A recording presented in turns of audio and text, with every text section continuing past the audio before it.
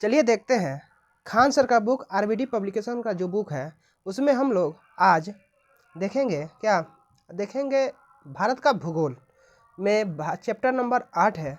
भारत में सिंचाई के बारे में देखते हैं। ठीक है, चलिए देखते हैं। फसलों को नियमित अंतराल पर की जाने वाली पानी की आपूर्ति सिंचाई कहलाती है। भारत उपोष्ण जलवायु क्षेत्र में स्थित है। पश्चिमी हिमालय, उत्तर पूर्वी असम, मेघालय और दक्षिण के कुछ भागों को छोड़कर देश का अधिकांश क्षेत्र उच्च तापीय मंडल में समाहित है। ऊंचे तापमान से अधिक वाष्पीकरण और वाष्पोत्सर्जन होता है। इस प्रकार बोई गई फसलों हेतु नमी की कमी को पूरा करने के लिए सिंचाई की आवश्यकता होती है।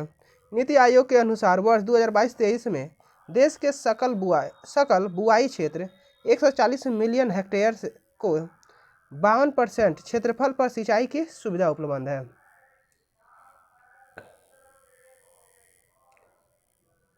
अब सिंचाई के साधन सिंचाई का क्षेत्र प्रतिशत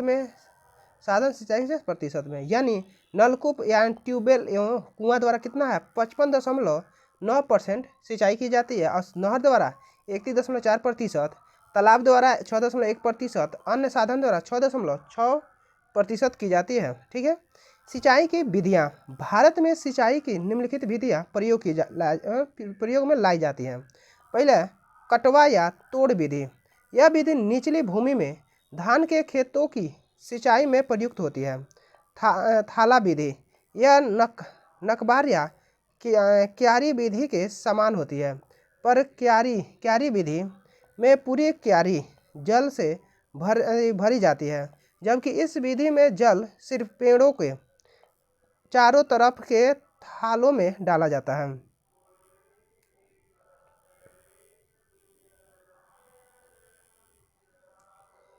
अब बौछारी सिंचाई। इस विधि में स्रोत में पानी दबाव के साथ खेत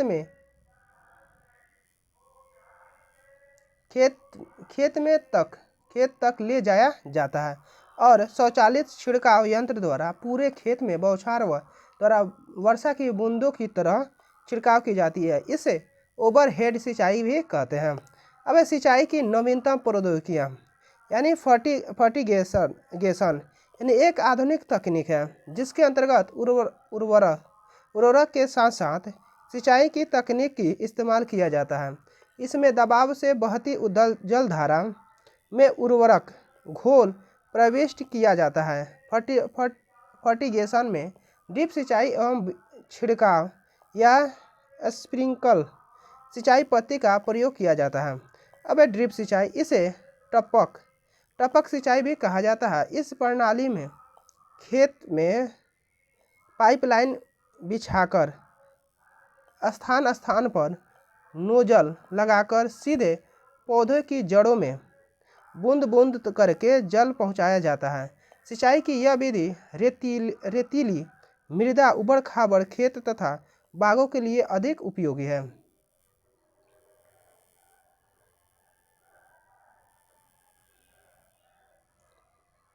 अब छिड़काव सिंचाई की इस विधि में पाइपलाइन द्वारा पौधों के फुहारों के रूप में पानी का छिड़काव किया जाता है। कपास, मूंगफली, तंबाकू आदि के लिए यह विधि काफ़ी उपयोगी है। अब रेगिस्तानी क्षेत्रों के लिए यह विधि उपयुक्त होती है। इसमें 70% तक जल की बचत की जाती है। अब रेन वाटर हार्वेस्टिंग। वर्षा की जल जो अपवाह क्षेत्र में जाकर नष्ट हो जाती है उसको एकत्रित करके सिंचाई के लिए इस्तेमाल किया जा सकता है। इसी प्रकार ऐसे जल को बोरिंग द्वारा भूमि के अंदर जाने दिया जाता है ताकि भूमिगत जल का स्तर ऊपर की ओर बना रहे। अब वर्तमान में घरों की छतों पर विशाल पात्रों में जल को एकत्रित कर एक विधि प्रकार के पक्के लघु जलाशय बनाकर भी वर्षा जल के कुछ मात्रा को एकत्रित किया जा रहा है। रेन वाटर हार्वेस्टिंग की तकनीक भू सर्वेक्षण और बाढ़ नियंत्रण में भी सहायक होती है। वाटरशेड प्रबंधन की नीति पारिस्थितिकी के अनुरूप लघु स्तरीय प्रादेशिक इकाई प्रादेशिक विकास की नीति है जिसके जिसके केंद्र में स्थानीय जल व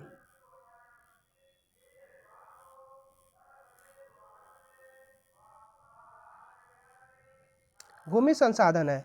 इस नीति के अंतर्गत लघु स्तर पर जल विभाजन रेखा की मदद से वाटरशेड प्रदेशों का सीमांकित कर लिया जाता है। प्रत्येक वाटरशेड प्रदेश की मृदा और जलीय उपलब्धता आदि विशेषताओं का आंकलन किया जाता है। इस प्रकार वाटरशेड प्रबंधन पद्धति के अंतर्गत कृषि विकास, मृदा संरक्षण के साथ साथ पर्यावरण संरक्षण के भी लक्ष्य को प्राप्त किया जाता है। अब भारतीय सिंचाई योजनाओं को 3 भागों में विभक्त किया जा रहा है या सकता है। लघु सिंचाई परियोजना, इसके तहत 2000 हेक्टेयर से कम क्षेत्र की सिंचाई होती है। इसमें कुआं, नलकूप, पंप सेट, तालाब, ड्रिप सिंचाई, स्प्रिंकल, एनीकट आदि शामिल किए जाते हैं। भारत की सिंचाई की लगभग 62.8% की आपूर्ति लघु सिंचाई परियोजनाओं से होती है। अब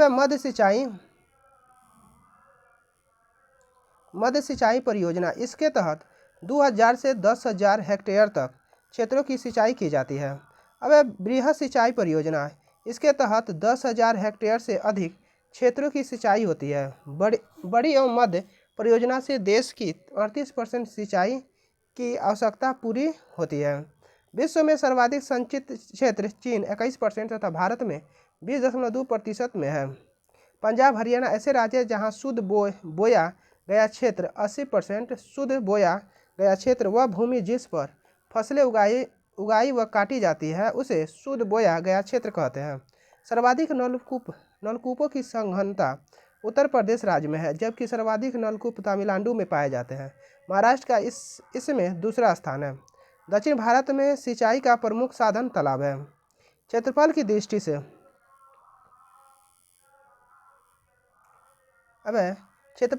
से भारत के शीर्ष 5 सिंचित राज्य उत्तर प्रदेश, राजस्थान, मध्य प्रदेश, पंजाब तथा आंध्र प्रदेश है।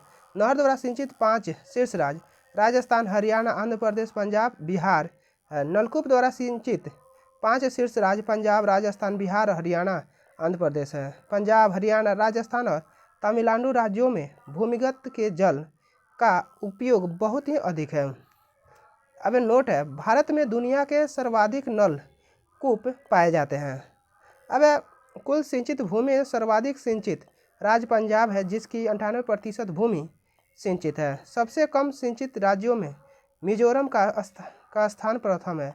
इसकी कुल भूमि का केवल 7.3% भाग ही सिंचित है। तालाब सिंचाई की दृष्टि से तमिलनाडु का प्रथम स्थान है। यहाँ सबसे अधिक तालाब तिरुचिरापल्ली में पाए जाते हैं। अब आंध्र प्रदेश का एक ऐसा राज्य जहाँ सिंचाई के सभी साधनों नलकूप, नहर, तालाब में सिंचाई की जाती है। भारत की सिंचाई क्षमता का 48% भाग लघु और बृहद परियोजनाओं से पूरा होता है। प्रायद्वीपीय भारत में सिंचाई का प्रमुख साधन तालाब है। भारत में कुओं से सिंचाई सिंचाई क्षेत्र का सबसे बड़ा 28% हिस्सा उत्तर प्रदेश में है। भारत की प्रमुख नहरें परियोजना, नहर एवं परियोजना नदी, तमिलनाडु निचली भाबर नहर भवानी नदी है। अब मैटूर परियोजना कावेरी नदी, पेरियार परियोजना पेरियार नदी, कावेरी डेल्टा परियोजना कोलेरू नदी है। अब राजस्थान, इंदिरा गांधी नहर परियोजना सतलज एवं ब्यास नदी के संगम पर स्थित हरिके बैराज है। अब राजस्थान नहर परियोजना सतलज नदी, काली सिंध परियोजना सिंध नदी पर, गुढ़ा परियोजना मेजा नदी पर, मोरेले परियोजना मोरेल नदी पर, बाकली परियोजना सुकड़ी नदी पर, पार्वती परियोजना पार्वती नदी पर, गंभीरी परियोजना गंभीर नदी पर, जगर परियोजना गंभीरी नदी पर। ठीक है, ये सब राजस्थान में है। अब एक केरल, मालाबार बांध की नहर मालम पूछा नदी पर, मंगलम योजना की नहर मालाबार जिला। अब बलायर यलासर नहर मालम पूछा नदी पर।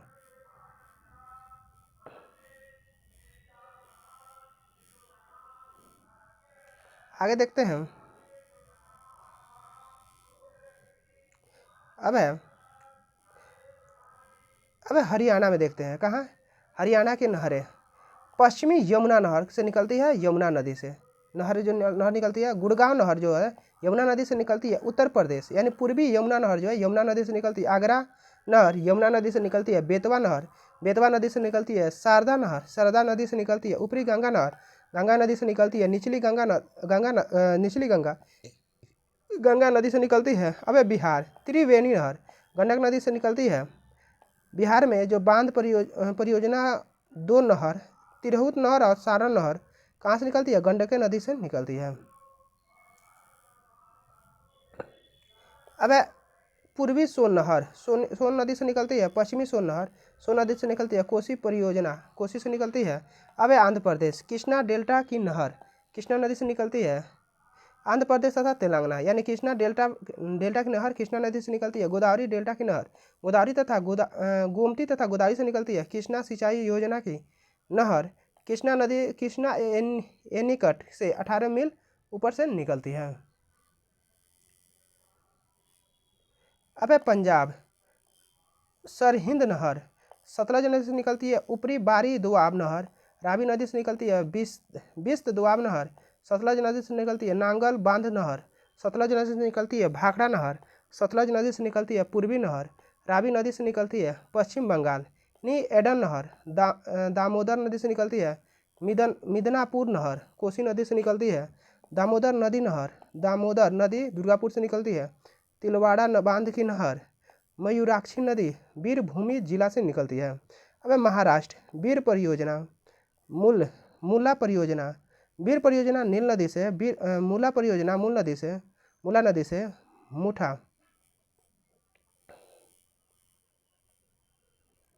मुठा नहर परियोजना। अब फाइल झील खड़गवा साल नामक स्थान से निकलती है।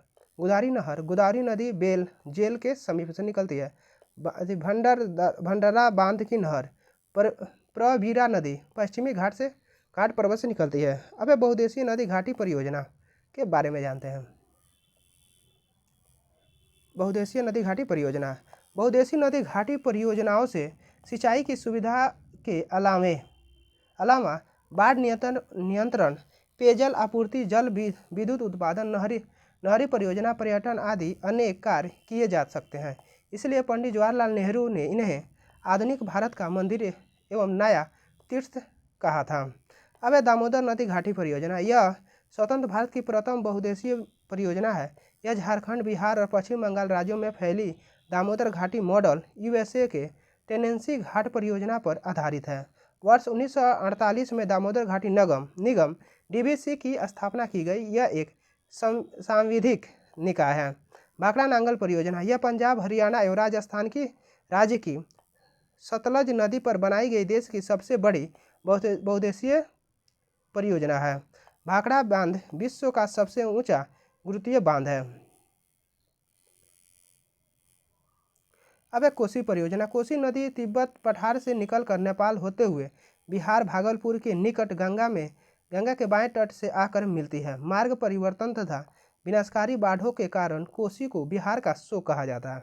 अब हीराकुंड परियोजना यह उड़ीसा राज्य में महानदी पर एक महत्वाकांक्षी परियोजना है। हीराकुंड बांध के निर्माण से पूर्व महानदी अपनी भयंकर बाढ़ों के कारण उड़ीसा का शोक कहलाती है।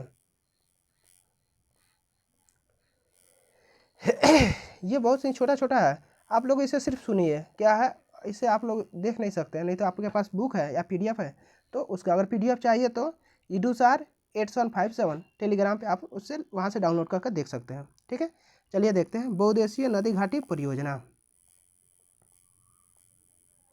अब परियोजना का नाम राज नदी उद्देश्य। ठीक है, फरक्का परियोजना कहाँ है? पश्चिम बंगाल में भारत और बंगाल की सीमा पर है। यह गंगा नदी पर है। अब सिंचाई नौ परिवहन कलकत्ता बंदरगाह के कटाव तथा गाद जमाव रोकना है। किसका? फरक्का परियोजना का। अब है काकरापाड़ा परियोजना गुजरात में है, यह ताप्ती नदी पर है, सिंचाई परियोजना है।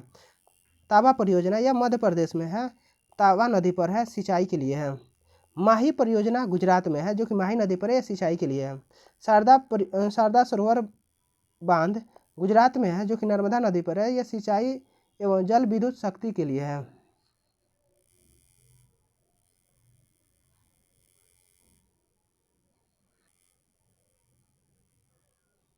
अब महानदी डेल्टा परियोजना उड़ीसा महानदी सिंचाई के लिए है। पोचमपाद परियोजना तेलंगाना में है, गोदावरी नदी पर, जो कि सिंचाई के लिए है। अब उकाई परियोजना गुजरात में है, यह ताप्ती नदी पर है, शक्ति उत्पादन व सिंचाई के लिए है। रिहांद परियोजना उत्तर प्रदेश में है, रिहांद नदी पर, यह जल विद्युत शक्ति के लिए है। टिहरी बांध परियोजना उत्तराखंड में है, भिलंगना तथा भागीरथ नदी जल विद्युत शक्ति यह सबसे ऊंचा बांध है।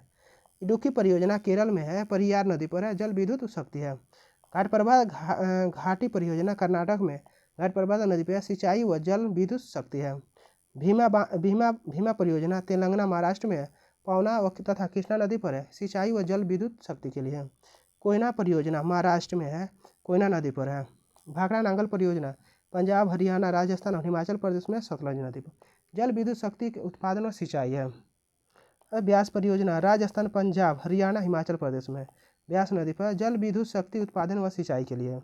अब है राजस्थान नहर इंदिरा गांधी राजस्थान पंजाब हरियाणा में है, सतलज नदी पर सिंचाई, यह भारत की सबसे बड़ी सिंचाई परियोजना है। दामोदर घाटी परियोजना है, झारखंड और पश्चिम बंगाल में दामोदर नदी पर, यह शक्ति उत्पादन सिंचाई और बाढ़ नियंत्रण के लिए है। हीराकुंड बांध परियोजना उड़ीसा में है, महानदी पर है, शक्ति और उत्पादन सिंचाई के लिए है। तुंगभद्रा परियोजना आंध्र प्रदेश व तेलंगाना में है, तुंगभद्रा नदी पर, शक्ति उत्पादन और सिंचाई के लिए है। कोसी परियोजना बिहार में है, कोसी नदी पर, बाढ़ नियंत्रण और सिंचाई के लिए है। गंडक नदी परियोजना बिहार और नेपाल में है, गंडक नदी पर, यह शक्ति उत्पादन व सिंचाई के लिए है। कोल डैम परियोजना हिमाचल प्रदेश में है, सतलज नदी पर, सिंचाई व जल विद्युत शक्ति के लिए है। नापता झाकरी परियोजना नाथपा झाकरी परियोजना हिमाचल प्रदेश में सतलज नदी पर, सिंचाई और एशिया की सबसे बड़ी परियोजना है। अब सलाल परियोजना जम्मू कश्मीर में चिनाब नदी पर, सिंचाई व जल विद्युत शक्ति है। मयूराक्षी परियोजना पश्चिम बंगाल में हुगली नदी पर। दामोदर घाटी पश्चिम बंगाल झारखंड दामोदर में है। अब अपर लोहित अरुणाचल प्रदेश लोहित में है। दोयांग परियोजना नागालैंड दोयांग में है। बगलिहार परियोजना जम्मू कश्मीर चिनाब में है। तुलबुल परियोजना जम्मू कश्मीर झेलम में है। कोयलकारो परियोजना झारखंड कोयलकारो में है। कलपोंग जल विद्युत अंडमान निकोबार द्वीप समूह कालपोंग में है। रामगुड वन परियोजना तेलंगाना गोदावरी में है। तीस्ता परियोजना सिक्किम तीस्ता में है। जयकवाड़ी पैंट परियोजना महाराष्ट्र गोदावरी में है, सिंचाई के लिए। अब दुलहस्ती परियोजना जम्मू कश्मीर चिनाब में है। पोंग बांध परियोजना हिमाचल प्रदेश ब्यास नदी पर है। अब मैटूर बांध परियोजना तमिलनाडु कावेरी में है। श्रीशैलम बांध परियोजना आंध्र प्रदेश कृष्णा नदी पर है।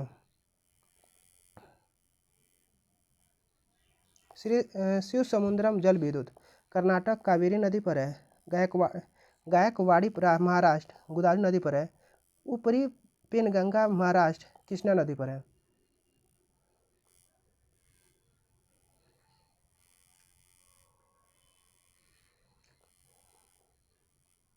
अब परियोजना का नाम राज्य नदी उद्देश्य, ठीक है। निम्नो बाजगो वन बिजली लद्दाख जम्मू कश्मीर में सिंधु नदी पर है। अब सोंग बांध परियोजना उत्तराखंड सोंग नदी पर है, जल विद्युत, यह उत्तराखंड का पहला गुरुत्व बांध है। कदम बांध परियोजना तेलंगाना कदमी नदी सिंचाई पर है। अब कोटेश्वर जल विद्युत परियोजना उत्तराखंड भागीरथी नदी जल विद्युत क्षेत्र पर है। पोलावरम सिंचाई परियोजना आंध्र प्रदेश गोदावरी नदी पर है, सिंचाई जल विद्युत के लिए है। नागार्जुन सागर परियोजना तेलंगाना कृष्णा नदी पर है, सिंचाई और जल विद्युत के लिए। महात्मा गांधी जल विद्युत परियोजना कर्नाटक जोग जल प्रपात शरावती नदी पर है, जल विद्युत परियोजना। सलाल परियोजना जम्मू कश्मीर चिनाब जल विद्युत परियोजना। गांधी सागर परियोजना राजस्थान चंबल विद्युत एवं सिंचाई के लिए है। निजाम सागर तेलंगाना कृष्णा नदी और विद्युत के लिए है। उरी पन बिजली परियोजना जम्मू कश्मीर झेलम विद्युत के लिए है। अब है कोयल कार परियोजना झारखंड, कोयल कारों यानी विद्युत सिंचाई के लिए है। इनरॉन पावर परियोजना डाभोल महाराष्ट्र विद्युत परियोजना है। काकड़ापारा गुजरात ताप्ती विद्युत के लिए है। पैथनजल विद्युत परियोजना महाराष्ट्र गोदावरी सिंचाई जल विद्युत है।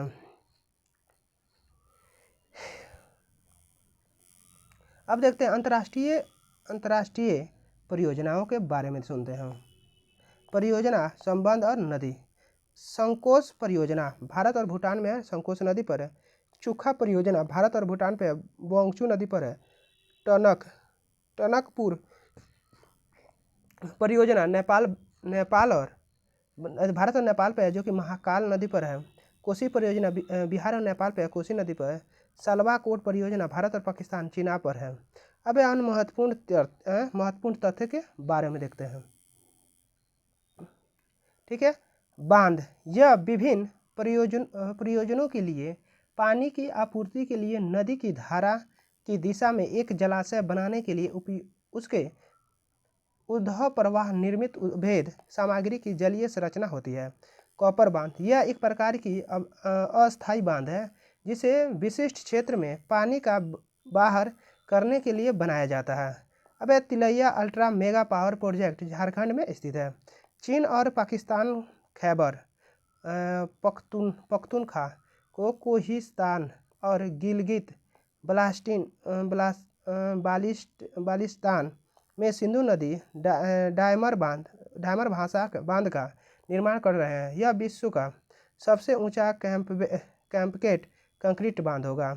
कोयना बांध महाराष्ट्र के सातारा जिले में स्थित है। सिपाद्रो जल विद्युत संयंत्र भारत का पहला जल विद्युत संयंत्र था। अब देखते हैं भारत में कृषि एवं पशुपालन।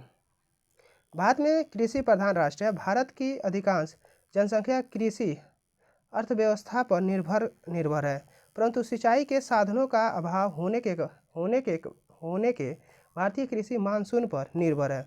इसलिए भारतीय कृषि को मानसून का जुआ भी कहा जाता है। सॉरी, ये बड़ा चैप्टर हो जाएगा। चलिए अगला वीडियो में भारत में कृषि एवं पशुपालन देखेंगे। ठीक है, thank you for watching, like share and subscribe.